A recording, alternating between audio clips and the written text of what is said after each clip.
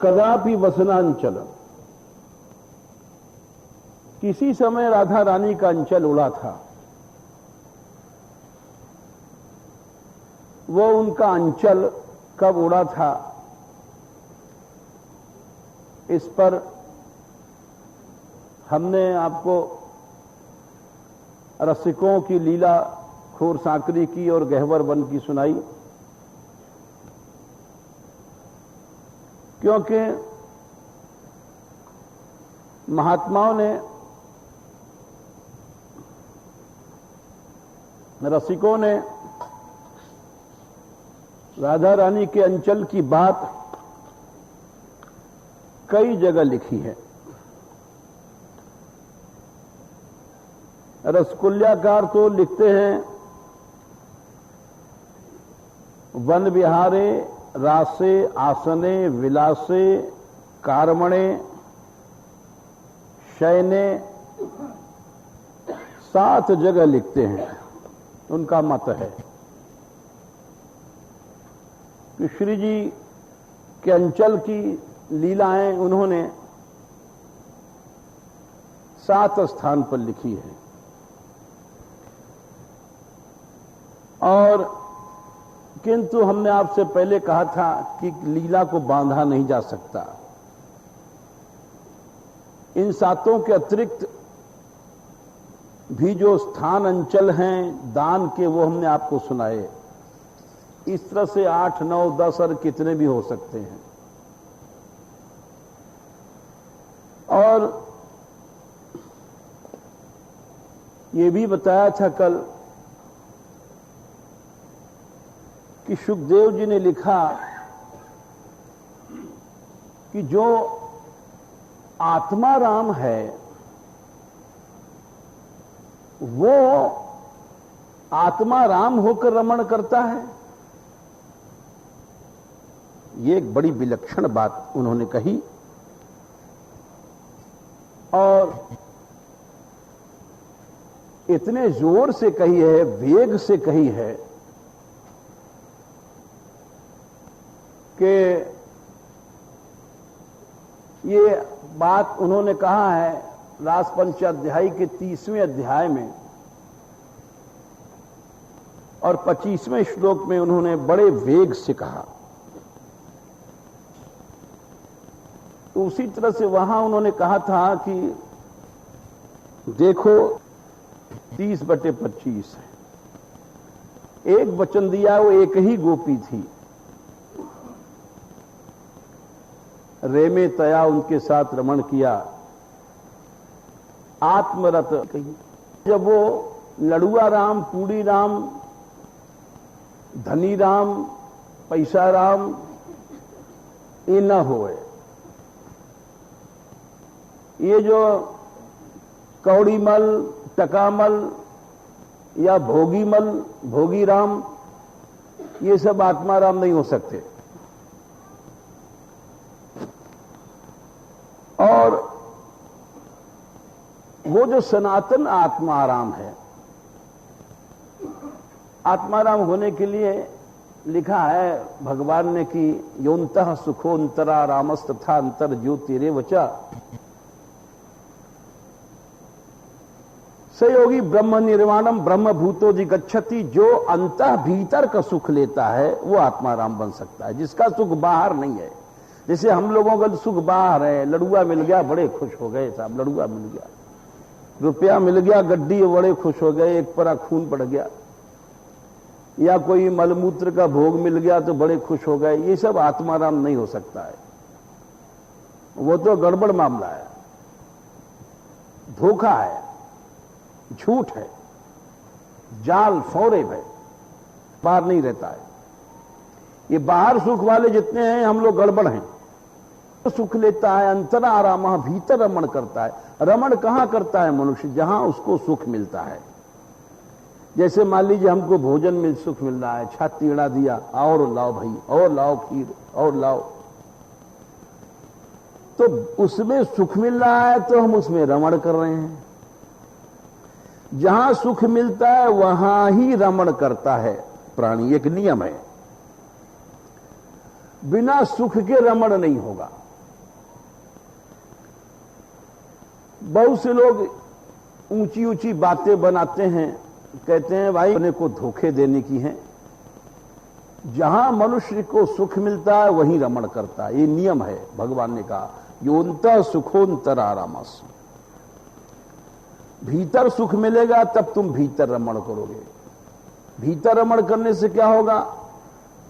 अंतर ज्योति दिव्य प्रकाश हो जाएगा, और बाहर रमण करने से सर्वनाश हो जाएगा, अंधकार आ जाएगा। बाहर रमण किया तुमने, अंधेरा आ गया। तो जो अंतर आराम साधारण से जो सिद्ध बनने वाले हैं, जो आत्माराम बनते हैं, उनके लिए भी नियम है कि वो बाहर रमण नहीं कर सकते। फिर वो सनातन आत्माराम भगवान है, वो कैसे बाहर रमण करेगा? ये तो संभव ही नहीं। लेकिन यहां सुखदेव जी कहते हैं यही तो मामला है। यहां असंभव संभव होता है, यही तुम नहीं समझ सकते। बोले असंभव? हां असंभव। योनता यो रे में तया चात्मरत, आत्मरत था जो परब्रह्म आत्मारामो, आत्मारामोपि अखंडिता, जो ऐसा अद्वैत तत्व था वो उनके साथ रमण करता है। और किस तरह से रमण करता है? ऐसे वैसे रमण नहीं करता है, चरणों में पकड़ करके गिड़गिड़ाते हुए, कामिनाम दर्शन दैन्यम, परम दीनता को दिखाते हुए, अत्यधिक दीनता। और इधर ये दीनता दिखा रहे हैं और उधर उनकी वामागति मान की स्त्रीणाम च दुरात्मताम, वो जितना टेढ़ा मान करती जा रही हैं वो उतने दीन बनते जा रहे हैं। बोले ऐसा रमण और आत्माराम? बोले समझ में नहीं आती बात। बोले समझ में इसका एक ही उत्तर है, सनातन तत्व होते हुए भी, अद्वैत तत्व होते हुए भी, आत्मरत होते हुए भी, आत्माराम होते हुए भी वो इतनी दीनता दिखा। हम तुमको उसका उत्तर देते हैं। बोले क्या उत्तर है? बोले देखो जी, बहुत कष्ट से साधन करके लोग ब्रह्मज्ञानी बनते हैं। ब्रह्मज्ञानी के बाद फिर उसमें ब्रह्मलीन होते हैं, ब्रह्मानंद में डूब जाते हैं। और मैं तुमसे पूछता हूं कि ब्रह्मानंद में डूबने के बाद, ब्रह्मलीन होने के बाद भी वे क्यों सगुण साकार भगवान के रूप को देख के मोहित होते हैं? इसका उत्तर क्या है? जब ब्रह्म वही है, ब्रह्म में कोई भेद नहीं है, तो क्या कारण था कि ब्रह्मानंद को छोड़ करके वो भगवान के उस सगुण साकार रूप में फंस गया? प्रमाण आगे बहुत से हम देंगे। इन्हीं बिलोकत अति अनुरागा, बरबस ब्रह्म सुखई मन त्यागा। जनक जी ब्रह्मानंद में डूबे थे, उनका मन सब त्याग दिया ब्रह्मानंद को। सुखदेव जी कहते हैं बस यही तो बात है। आत्मा रामाश्च मुनियो निर्ग्रंथा अप्युरुक्रमे कुर्वन्ति अहैतुकीम भक्तिम इत्थम भूत गुणो हरि। बोले इसका उत्तर कोई संसार में नहीं दे सकता।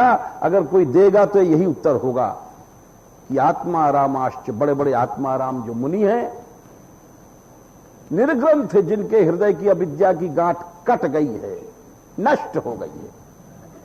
जिस अविद्या की गांठ को हम लोग अनादिकाल से आज तक तोड़ नहीं पाए, बड़े बड़े साधन करने बाद भी ये अविद्या की गांठ नहीं टूटती है। भाषण हम देते हैं शरीर से अलग हट जाओ, लेकिन जब लड्डू मुंह में जाता है मीठा लगता है और जीभ में पानी आता है और रमण करने लग जाते हैं। अविद्या की गांठ कम नहीं हो रही है।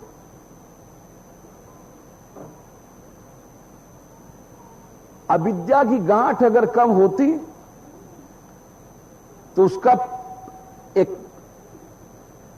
एक लक्षण है, छोटा सा लक्षण है कि सर्वद्वारेषु देहेस्मिन् प्रकाश उपजायते। नहीं होगा सर, अंतःकरण में प्रकाश बैठा रहेगा, इंद्रियों से निकलता रहेगा प्रकाश, आने वाले अशुद्ध भी शुद्ध हो जाएंगे। जैसे हरिदास ठाकुर थे, उनके पास विश्व सुंदरी गई थी काम भाव से, तो वैसी स्थिति कहां है? वैसी स्थिति नहीं है।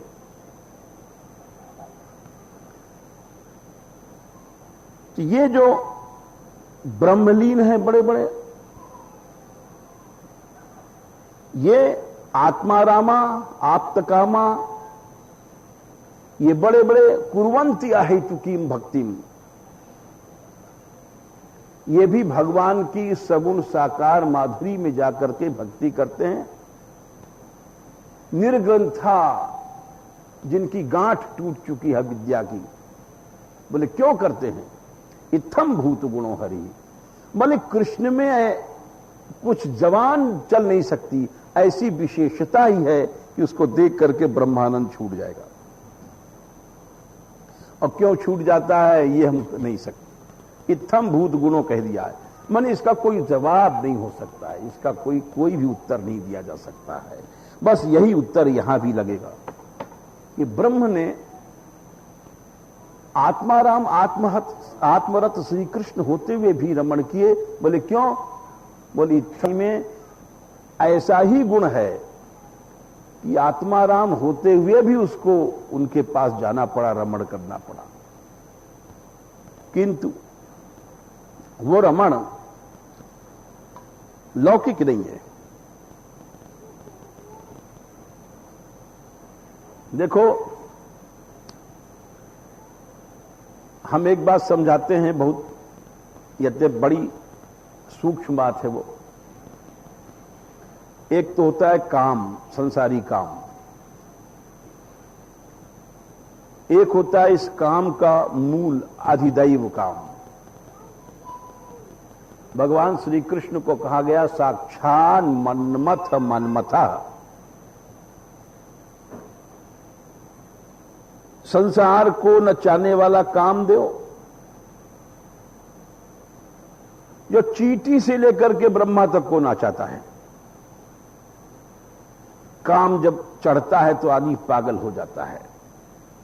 क्या विद्वान, क्या बूढ़ा, क्या जवान, सब चर अचर वृक्ष भी पागल हो जाते हैं, लताएं भी पागल हो जाती हैं, तो इनमें भी परागण होता है। उस कामदेव का मूल था अधिदैव, वो ये काम नहीं है। उसका प्रमाण देखिए आप। प्रमाण यह है कि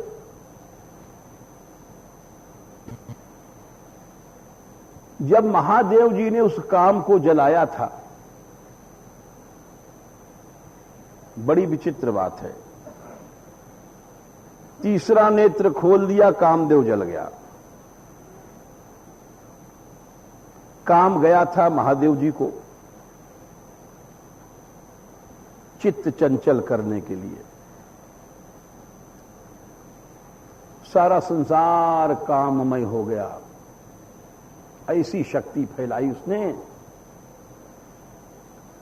ऐसी कोई बिलो कहीं पुरुषमय, सब जगत अबलामयम, दुई दंड भर ब्रह्मांड भीतर काम कृत कौतुकम।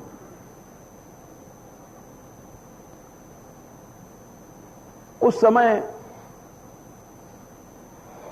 महादेव जी के ऊपर बाण मारा उसने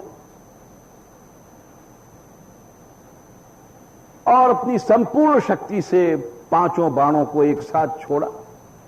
शिव के वक्षस्थल पर चढ़ करके, एक आम के पेड़ के ऊपर चढ़ करके, और शिव के वक्षस्थल में जाकर के बाण लगे। शिव की समाधि तो खुली, देखा उन्होंने, और जो भगवत आनंद में डूबे थे उसमें विक्षेप होने के कारण क्रोध उत्पन्न हुआ और तीसरा नेत्र खोला खोलते मान वो भस्म हो गया काम। भस्म होने के बाद अब काम तो नहीं रहा। फिर शिव जी ने कैसे पार्वती के साथ रमण किया, अभी सोचने की बात है। इसके सैकड़ों प्रमाण हैं। एक तरफ तो उन्होंने कामदेव को जला दिया और उसके बाद शिव जी का फिर हर गिरजा विलास तब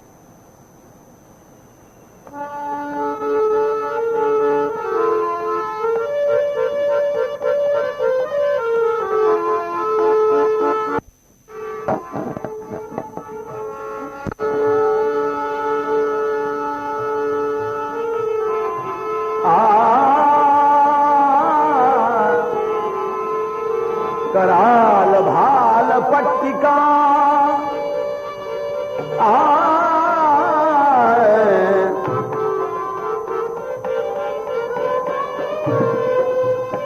दादरा नहीं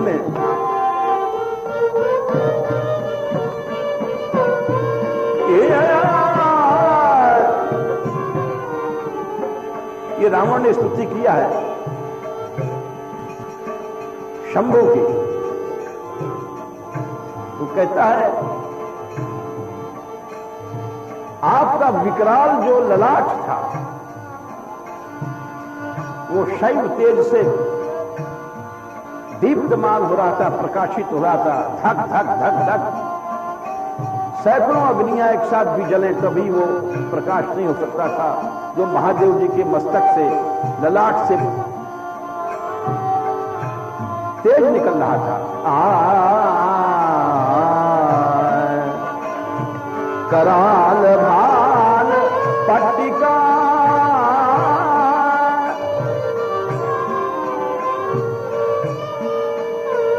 धगत धगत धगत ज्वलत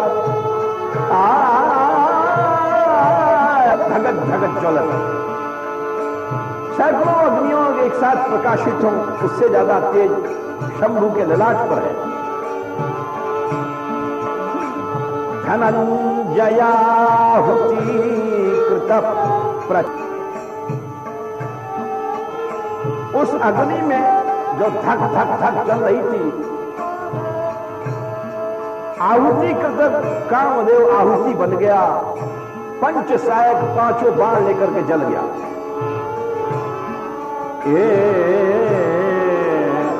कराल भाल पट्टिका धगत धगत धगा ज्वलत धनंजया हुति कृत प्रचंड पंच सायके। काम जल गया। ये रावण की स्तुति है, लेकिन रावण कहता है इसके बाद दिव्य काम आया।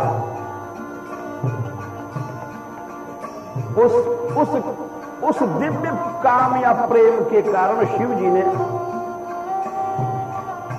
पार्वती जी के दिव्य स्तनों पर अपने तीनों नेत्रों को खोल करके उनके स्तनों पर पत्रावली बनाई, जैसा एक नायक बनाता है। धराधरेंद्र नंदिनी, धरा पृथ्वी, धर माने उसको धारण करने वाला पहाड़, और पर्वतों को जो इंद्र राजा हिमालय, उसकी नंदिनी कौन? पार्वती। पार्वती के कुचाग्र स्तनों के अग्रभाग पर शंभो महादेव चित्रकारी कर रहे हैं। श्रृंगार रस से बचा कोई नहीं। श्री कृष्ण तो साक्षात श्रृंगार रस मूर्ति है, लेकिन रावण कहता है शिव जी पार्वती के श्री स्तनों में पत्रावली रचने में बहुत बड़े चतुर हैं। इस कला में धरा धरेंद्र नौदिनी कुचाग्र चित्र पत्र का प्रकल्पनैक शिल्पिनी त्रिलोचने रतिर्मम।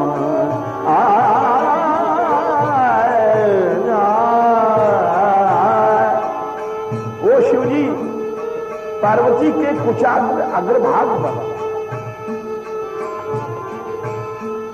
हाथ में वो तूलिका, अंग्रेजी में समझ लो ब्रश लेकर के पार्वती जी के स्तन मंडल पर बैठ करके त्रिलोचने तीनों नेत्रों को खोल करके बड़ी चतुराई से वहां पर पत्र रचना कर रहे हैं पार्वती जी के। ये कब कर रहे हैं? काम को भस्म करने के बाद। धरेन्द्र नौमिनी कुचाग्र चित्र पात्र का प्रकल्पनैक शिल्पिनी त्रिलोचने रतिर्मम। त्रिलोचने रतिर्मम। रावण कहता है ऐसे त्रिलोचन शिव जी में हमारी रति हो जाए। तो इससे पता पड़ा इस काम के अलावा भी एक कोई काम है, उसको कहते हैं मनमथ का मनमथ। इसीलिए सुखदेव जी ने बताया, यहां शब्द जो प्रयोग किया साक्षात मनमथ मनमथ। 3 शब्द हैं, एक तो मनमथ, एक मनमथ का मनमथ और एक मूल साक्षात मनमथ। तो एक तो वो काम था जो जल गया, एक और काम था जिसको कि महादेव जी ने जिस दिव्य काम के कारण श्री पार्वती जी के वक्षस्थल पर पत्र रचना कर रहे हैं। और सबका मूल काम कौन है? साक्षात श्री कृष्ण जो पुरुष है, साक्षात रसराज। इसीलिए यहां की जो लीला है उसके लिए साक्षात महादेव जी भी तरसते हैं। ये शास्त्र प्रमाण की बात हम बता रहे हैं और इस प्रमाण के लिए हमने जो प्रसिद्ध स्तोत्र है उसका हमने प्रमाण भी दिया। तो जो ऐसी दुर्लभ प्रेम लीला है तो उसका यही उत्तर आता है कि इत्थम भूत गुणो हरि। जैसे कृष्ण के बारे में कहा गया कि कृष्ण के बारे में बड़े बड़े ब्रह्मलीन भी मोहित हो जाते हैं। क्यों? बोले इत्थम भूत गुणो हरि। उसी तरह यहां भी उत्तर बनेगा, भगवान आत्मा राम आत्मा रत होते हुए भी श्री राधिका रानी के पास रमण के लिए गए। क्यों? बोले इत्थम गुणा राधिका। इसका कोई उत्तर यही है, अनिर्वचनीय है, उसका कुछ उत्तर नहीं हो सकता। इसीलिए वो वहां जाकर के श्री राधिका रानी के पास जाकर के अपने को धन्य समझते हैं। क्यों? एक कारण है, इसको थोड़ा सा यूं समझिए आप। वृषभान वो शब्द कहा है, इस श्लोक में आया है, जिसका नाम है वृषभानुजा। वृषभान जी की जो लड़की है, इसको यूं समझिए, रसिकों ने लिखा है कि बिना राधिका रानी के जो श्री कृष्ण की उपासना करता है वो तो उसको अमावस्या का चंद्रमा का उपासक समझो। है चंद्रमा का उपासक, चंद्रमा अमावस्या में रहता जरूर है लेकिन उसकी कोई चांदनी नहीं रहती है, कोई शोभा नहीं रहती। राधा दास्य मपास्य यह प्रयतते गोविंद संगाशया स्वयं पूर्ण सुधा रुचे परिचयम राकाम बिना कांक्षति। पूर्ण सुधा, भला चांदनी के बिना चांद की क्या शोभा है। उसी तरह से बिना श्री राधिका वृषभानुजा की चांद की क्या शोभा है।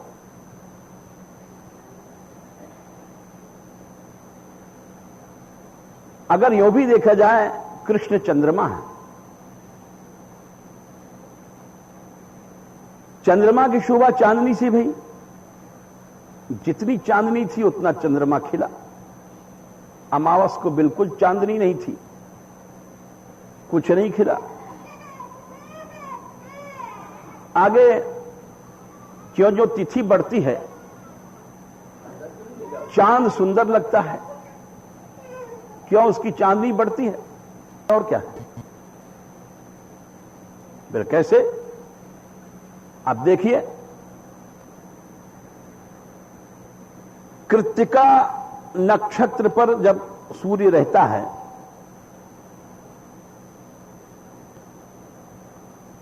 जिसको कार्तिक मास कहते हैं, कृत्तिका पर आता है सूर्य। वैसे ज्योतिष शास्त्र में गणना अश्विनी, भरणी, कृत्तिका, अश्विनी से प्रारंभ होती है, लेकिन कुछ कुछ लोग कृत्तिका से भी शुरू करते हैं। तो कृत्तिका से आप गणना शुरू कीजिए तो सामने 14वां नक्षत्र राधा पड़ता है। यह विशाखा नक्षत्र राधा नाम है इसका, इसीलिए इसका दूसरा प्रमाण यह है कि इसके विशाखा के बाद जो दूसरा नक्षत्र आएगा उसका नाम है अनुराधा। राधा के बाद जो आता है नक्षत्र उसको अनुराधा कहते हैं। यह दूसरा प्रमाण है। तो जब कृत्तिका पर सूर्य रहता है, ठीक चांदनी सारी की सारी प्रकाशित होती है वहां पर, और संपूर्ण चांदनी जाती। वैसे भी कहा गया है कि सूर्य की सुषुम्ना नाम की किरणें चंद्रमा को प्रकाशित करती हैं।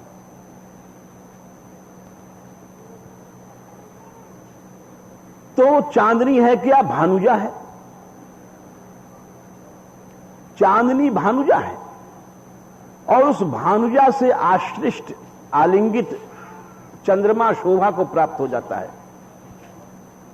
यदि उस चंद्रमा से कृष्ण रूपी चांद मिलित न होवे तो उस चांद की क्या शोभा होगी? कुछ नहीं होगी। इसी तरह से जब सूर्य राधा नक्षत्र पर आते हैं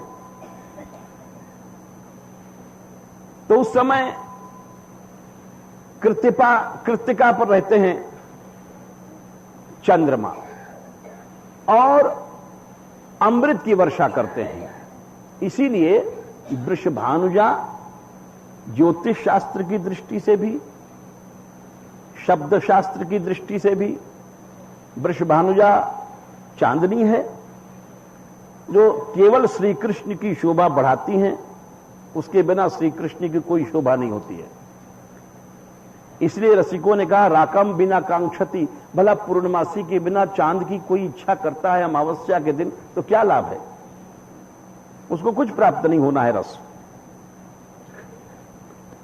स्वयं पूर्ण सुधा रुचे है परिचयम राकम बिना कांक्षति। अब कोई पूछे कि भाई चांदनी से ही चांद की शोभा होती है, ऐसा क्यों है? तो इसका कोई उत्तर नहीं है।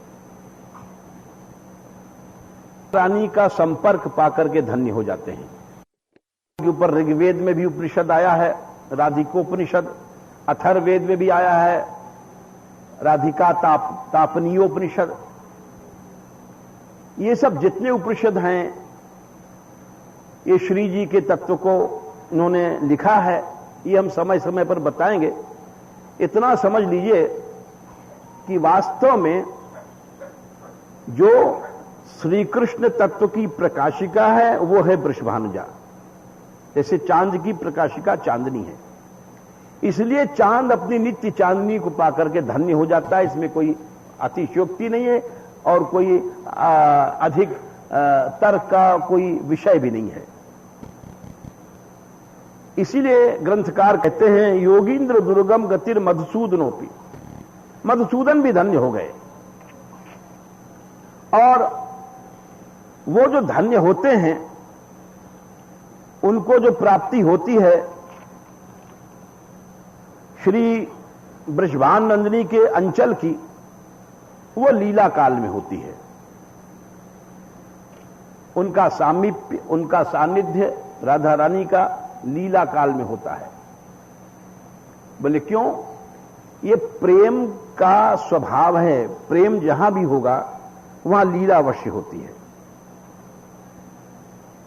और लीला में जितनी वैचित्री होती है उतना ही ज्यादा उसमें प्रेम में वृद्धि होती है। तो जैसे श्री कृष्ण को श्री जी के अंचल की प्राप्ति भई, हमने आपको वैसे ही इन महात्माओं ने जो कल्पना लिखा है कि वन विहार के समय भी श्री कृष्ण को श्री जी के अंचल की सुगंधी और अंचल की प्राप्ति होती है। क्यों कि प्रातः काल के समय श्री राधा रानी श्री माधव एक कुंज से निकलते हैं और कुंज में शयन करने के बाद वृंदावन की शोभा देखने के लिए चलते हैं। सवेरे का समय है, बड़ा सुंदर समय है, चारों ओर भंवरे गुंजार करना शुरू कर दिया उन्होंने, हो रहा है। प्रातःकालीन हवा चल रही है, शीतल मंद सुगंध। ऐसे में श्री वृंदावन का दर्शन करने के लिए दोनों लाल ललना जा रहे हैं और श्री लाडली जी वैसे तो सदा ही आनंद भरी, प्रेम भरी, रंग भरी, रस भरी रहती हैं, परंतु यदि वसंत ऋतु का आगमन हो जाए तो वन विहार बहुत अधिक सुंदरता और बहुत अधिक रस देता है। क्योंकि वैद्य शास्त्र में भी लिखा है वसंते भ्रमणम पथ्यम। वैद्यों ने तो यहां तक लिख दिया है बसंत ऋतु में जिसने सवेरे सवेरे कुछ वन की शोभा देखना, टहलना नहीं किया तो वो तो समझो साल भर बीमार रहेगा।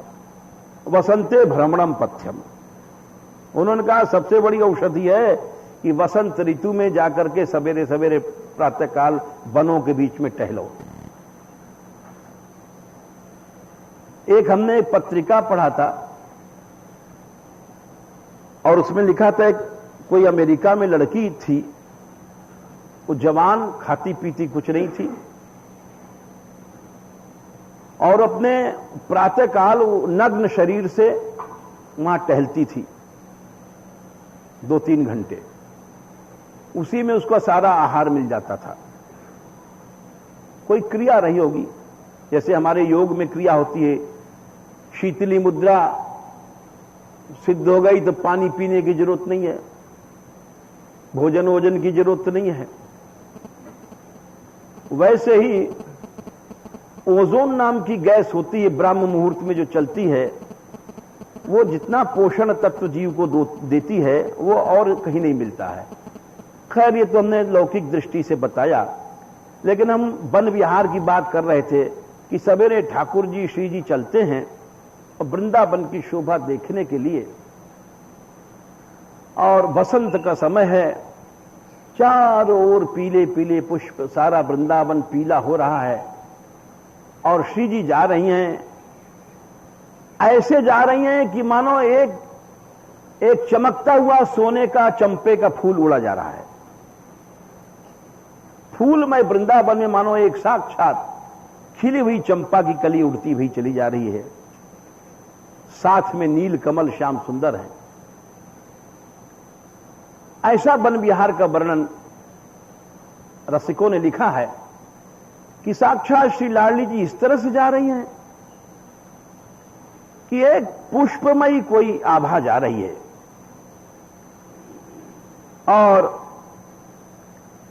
वो एक फूल के साथ, नीलकमल फूल के साथ, और इस तरह से वृंदावन में डोल रही हैं। फूल में आवाज नहीं होती है, लेकिन इस चंपे की कली में, इस चंपे के पुष्प में नूपुरों की आवाज हो रही है। बोले ऐसा लग रहा है कि जैसे कोई चंपा का पुष्प, सोने की चंपा की कोई एक छवि जा रही है, पुष्पमयी आभा जा रही है और उसमें से नूपुरों की, कंकड़ों की बड़ी बड़ी झनकार उठती जा रही हैं। एक विचित्र ऐसी वृंदावन में शोभा हो रही है। वो उस समय जो फरिया उड़ा था श्री जी का, उस फरिया को की हवा को पाकर के श्री कृष्ण धन्य हो गए थे।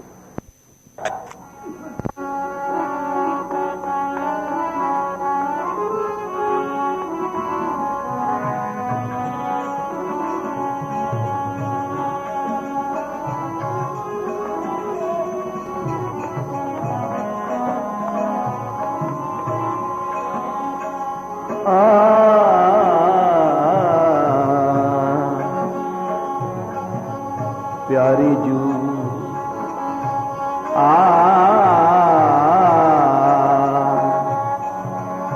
प्यारी जू फूली फूल फूल सो प्यारी प्यारी प्यारी जू फूली फूल फूल सो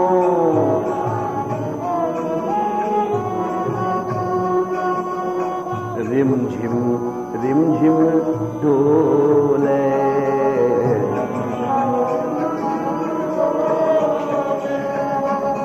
रिमझिम रिमझिम डोले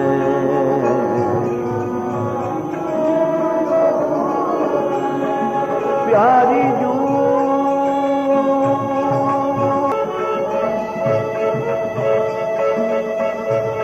लाडली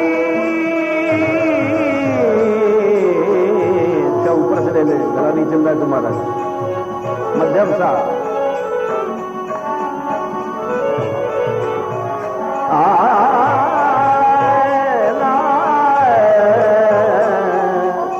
प्यारी जी फूली फूल फूल सो प्यारी ए फूली फूल फूल सो अरे फूली फूल फूल सो। ये बड़ा सुंदर पद है, महावाणी का है, श्लेष है। फूलों से फूल रही है अथवा हृदय में जो उमंग है उससे फूल रही है। जो हृदय में बसंत के, अनुराग की, प्रेम की जो उमंग आ रही है उससे फूली भई ऐसे जा रही है जैसे फूला हुआ गुब्बारा उड़ा जा रहा है। प्यारी जो फूली फूल फूल दो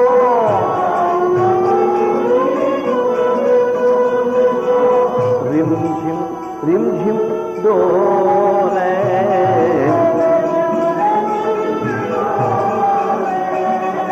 रिमझिम रिमझिम डोले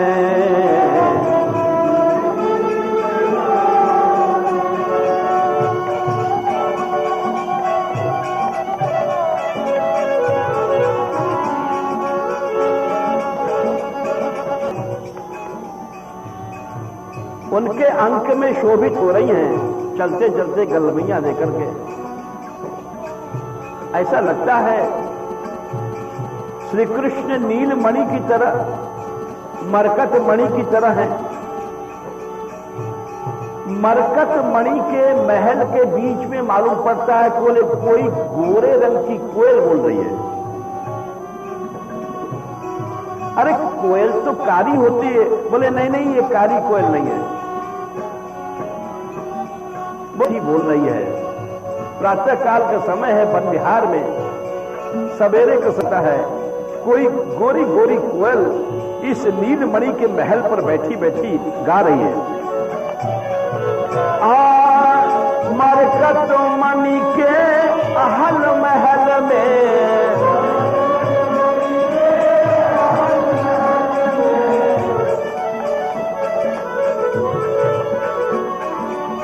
राधे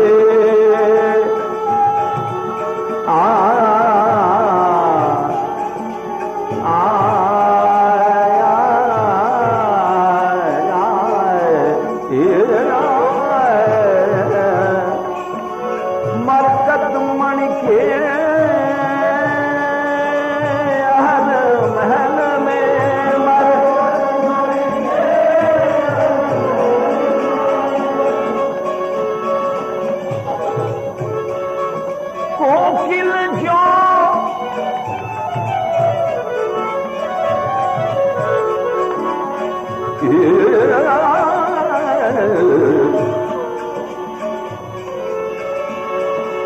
कोकिल जो कल बोले,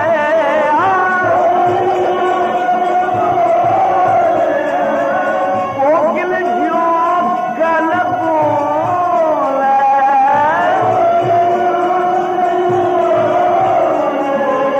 प्यारी जो श्यामा जो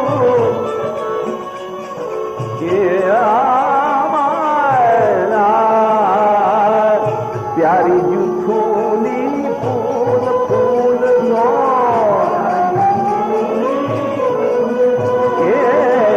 प्यारी जू फूली फूल फूल नो,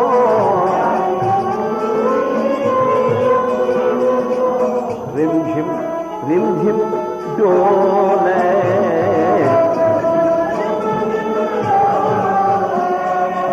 रिमझिम डोले, रिमझिम डोले, रिमझिम डोले, प्यारी जू फूली फूल फूल नो,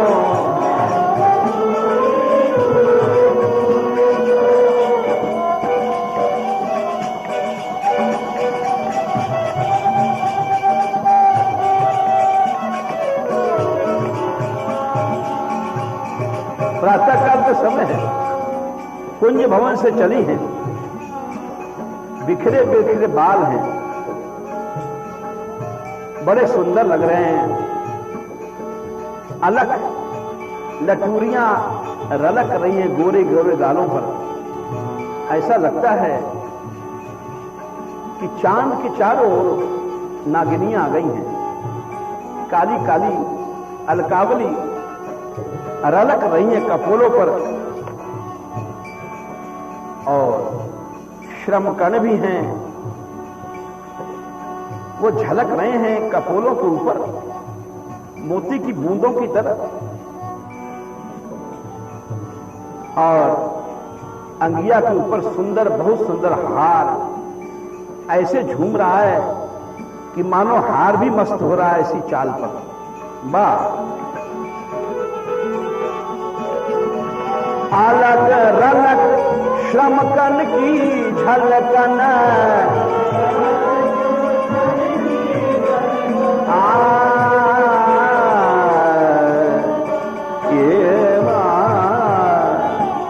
अलग रलक क्या भाषा है, जैसे कोई नदी बह रही है। अलग रलक शब्द ही कह रहे हैं कि घुंघराले बाल रलक कर रहे हैं बार बार। अलग रलक श्रमकन की झलकन, अलग रलक श्रमकन की झलकन,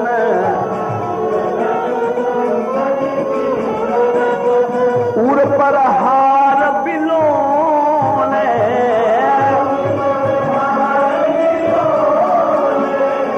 उड़ पर हार बिलोने,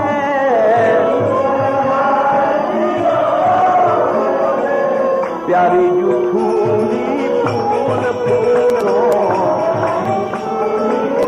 रिमझिम डोले,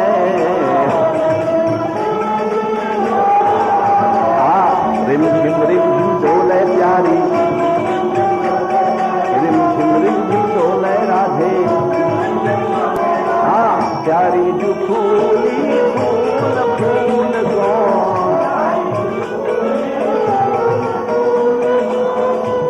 अब वो कड़ी आ गई जिस पर श्री कृष्ण धन्य हुए।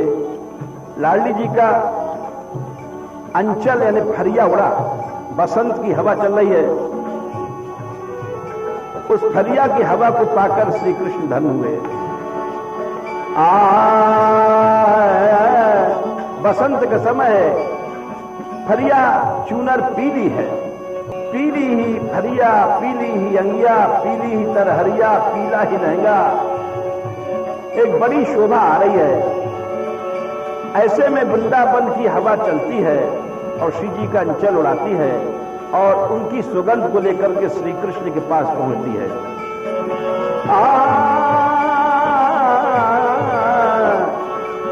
केसरिया हरिया तर हरिया,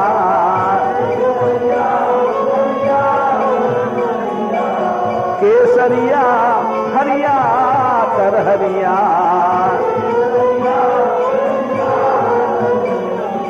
लहंगा लाल है। ए लहंगा ललित अमोल,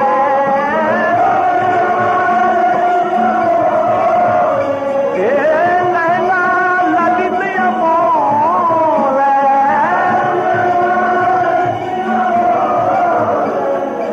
प्यारी फूली फूल फूल सो, रिमझिम डोले,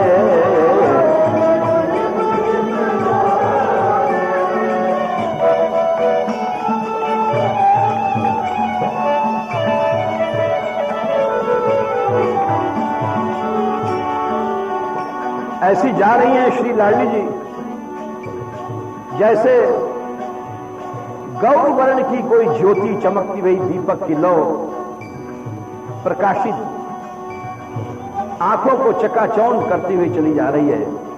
जैसे आकाश से दामिनी उतर के चली आई है पृथ्वी पर और आंखों को चकाचौंध करती चली जा रही है।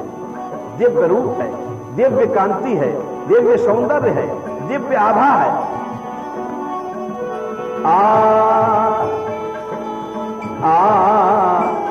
जब कोई ज्योति चलती है तो जगमग जगमग ऐसा हवा से जैसे हवा लगती है तो उसे जगमग जगमग चैतन्य ज्योति जा रही है। जगमग ज्योति जराए जरीसी,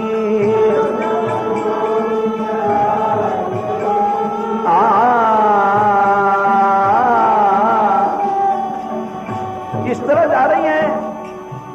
आकाश में बिजली तो एक आती है, चमक के चली जाती है, लेकिन यहां जैसे करोड़ों दामिनियां उतर आई हैं और उनकी लर नहीं टूट रही है, ऐसी चमचमाती हुई जा रही है कि दामनियों की ओर माने लाइन चली आ रही है, छकाचक करती हुई है। सारा वृंदावन गौर तेज से प्रकाशित हो रहा है। गौरांगी का गौर रूप छक छक छक छक सारे वृंदावन में चल रहा है। जगमग ज्योति जराए जरीसी,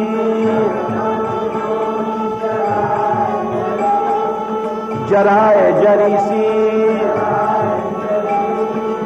दीपति दामिनी ओले,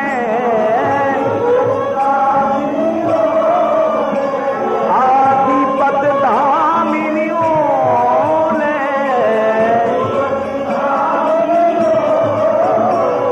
दामिनियों की घटा चली आ रही है, एक दो नहीं। और ये विचित्र दामिनी है।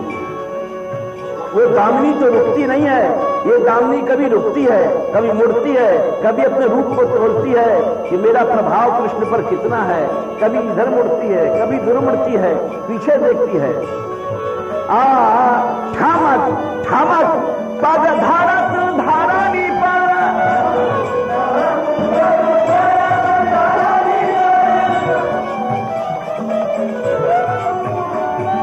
ठामक ठामक पग धारत धरानी पर,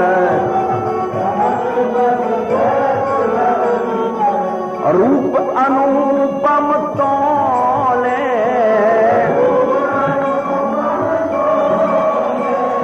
इसका बड़ा सुंदर भाव है।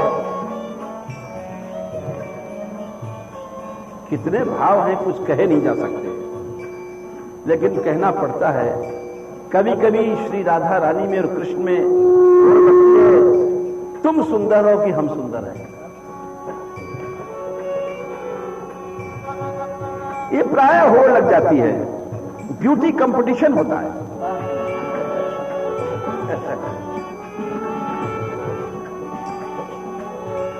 रसिकों ने लिखा है, ये हम अपने आप नहीं कह रहे, तोलने का भाव लिखा है।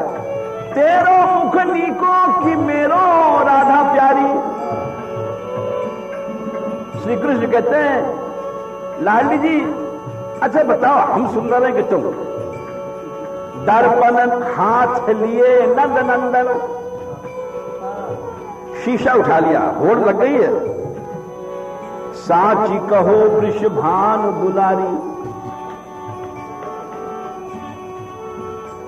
श्री जी बोली अरे हमसे क्या कहते हो, हम ते कहा तो तुम ही क्यों न देखो। और हम गोरी, अरे हम आंधने से पूछा हो तो वो कहते वो राधा रानी गोरी है और कन्हैया कारो है। हम ते कहते तुम ही क्यों न देखो, हम गोरी तुम श्याम बिहारी।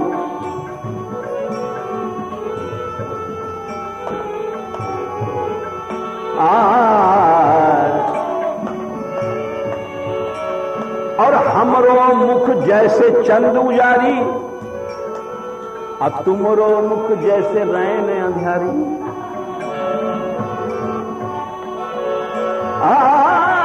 तो वही भाव है।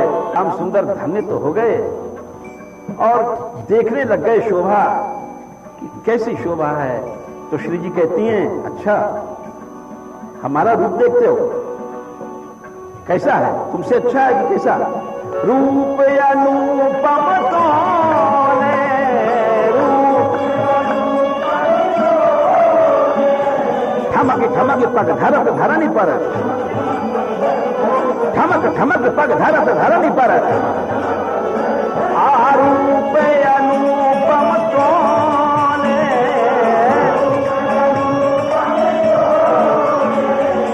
प्यारी जू प्यारी जू प्यारी जू फूली फूल फूल सो, प्यारी प्यारी जू फूली फूल फूल सो। रिम झिम डोले,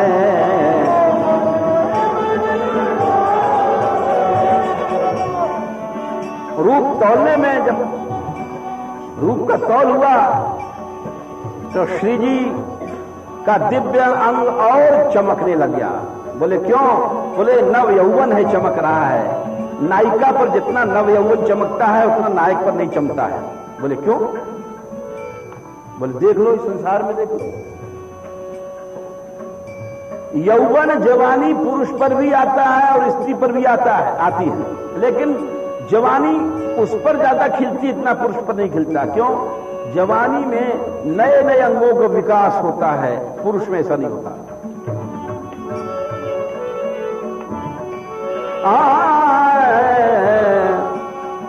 अति रति रंग रंगी नव जोबनी,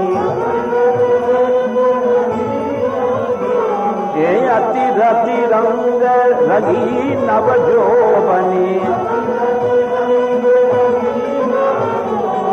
उमागी रस डोले,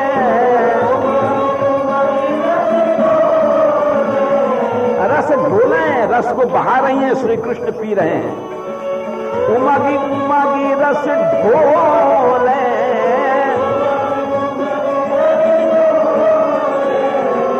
और धन्य वो है जो इस रूप को देख रहे हैं। श्री हरि प्रिया धन्य बड़ भागी, श्री हरि प्रिया धन्य बड़ भागी। जोया बिरद बिलोले,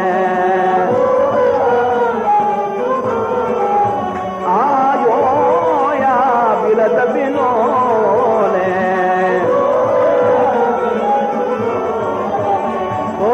प्यारी जू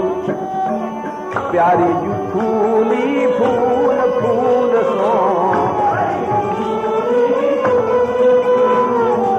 रिम झिम डोले।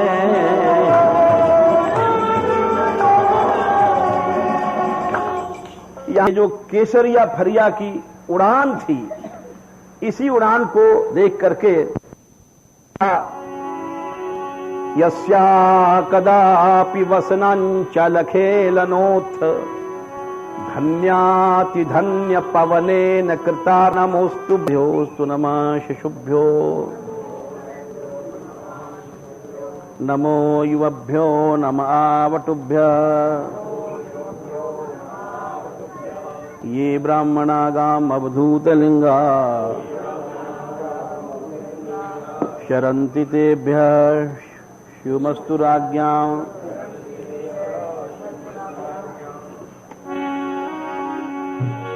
राधे गोविंदा श्री राधे श्री राधे श्री राधे।